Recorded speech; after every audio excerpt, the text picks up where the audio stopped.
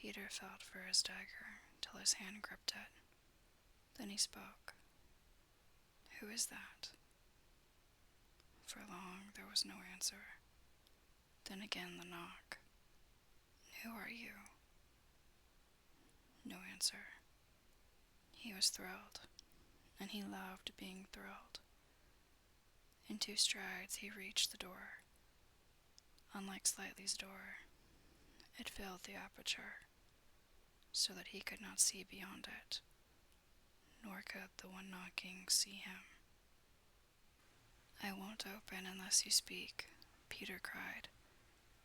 Then at last the visitor spoke, in a lovely, bell-like voice.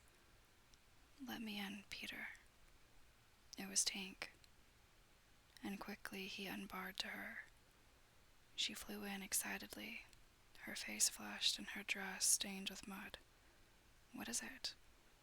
"Oh, you could never guess," she cried, and offered him 3 guesses. "Out with it," he shouted, and in one ungrammatical sentence, as long as the ribbons that conjurers pull from their mouths, she told of the capture of Wendy and the boys. Peter's heart bobbed up and down as he listened. Wendy bound and on the pirate ship, she who loved everything to be just so.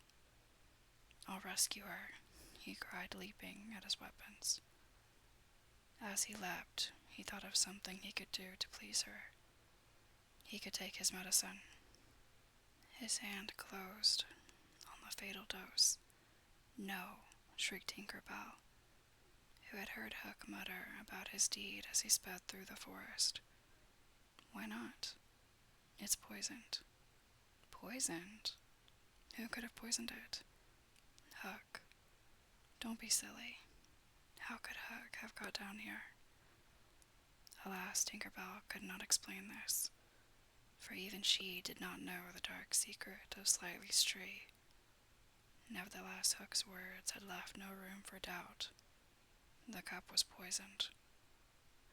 "Besides," said Peter, quite believing himself, "I never fell asleep." He raised the cup. No time for words now. Time for deeds. And with one of her lightning movements, Tink got between his lips and the poison and drained it to the dregs. "Why, Tink, how dare you drink my medicine?" But she did not answer. Already she was reeling in the air. "What is the matter with you?" cried Peter, suddenly afraid. "It was poisoned, Peter," she told him softly. "And now I am going to be dead." "Oh, Tink, did you drink it to save me?" "Yes, but why, Tink?" Her wings would scarcely carry her now, but in reply she alighted on his shoulder and gave his nose a loving bite. She whispered in his ear, "You silly donkey," and then, tottering to her chamber, lay down on the bed. His head almost filled the 4th wall of her little room as he knelt near her in distress. Every moment her light was growing fainter, and he knew that if it went out, she would be no more. She liked his tears so much that she put out her beautiful finger and let them run over it. Her voice was so low that at first he could not make out what she said. Then he made it out. She was saying that she thought she could get well again if children believed in fairies. Peter flung out his arms. There were no children there, and it was night time. But he addressed all who might be dreaming of the Neverland, and who were therefore nearer to him than you think. Boys and girls in their nighties, and naked animals in their baskets hung from trees. "Do you believe?" he cried. Tink sat up in bed almost briskly to listen to her fate. She fancied she heard answers in the affirmative, and then again she wasn't sure. "What do you think?" she asked Peter. "If you believe," he shouted to them, "clap your hands. Don't let Tink die." Many clapped. Some didn't. and a few bees hissed. The clapping stopped suddenly, as if countless mothers had rushed to their nurseries to see what on earth was happening. But already Tink was saved. First her voice grew strong, then she popped out of bed, then she was flashing through the room more merry and impudent than ever. She never thought of thanking those who believed, but she would have liked to get at the ones who had hissed, and now to rescue Wendy.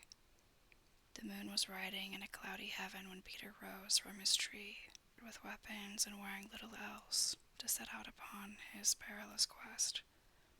It was not such a night as he would have chosen. He had hoped to fly, keeping not far from the ground so that nothing unwanted should escape his eyes.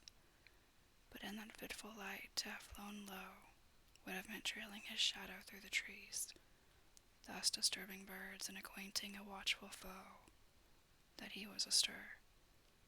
He regretted now that he had given the birds of the island such strange names, that they are very wild and difficult of approach. There was no other course but to press forward in redskin fashion, at which happily he was an adept. But in what direction? For he could not be sure that the children had been taken to the ship. A light fall of snow had obliterated all footmarks, and a deathly silence pervaded the island, as if for a space nature stood still in horror of the recent carnage.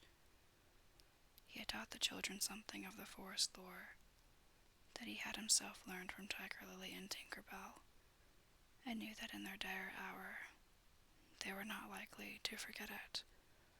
Slightly, if he had an opportunity, would blaze the trees, for instance. Crowley would drop seeds, and Wendy would leave her handkerchief at some important place. The morning was needed to search for such guidance, but he could not wait. The upper world had called him, but would give no help. The crocodile passed him, but not another living thing. Not a sound, not a movement. And yet he knew well that sudden death might be at the next tree or stalking him from behind. He swore this terrible oath. Hook or me, this time. Now he crawled forward like a snake, and again erect. He darted across a space on which the moonlight played, one finger on his lip, and his dagger at the ready. He was frightfully happy.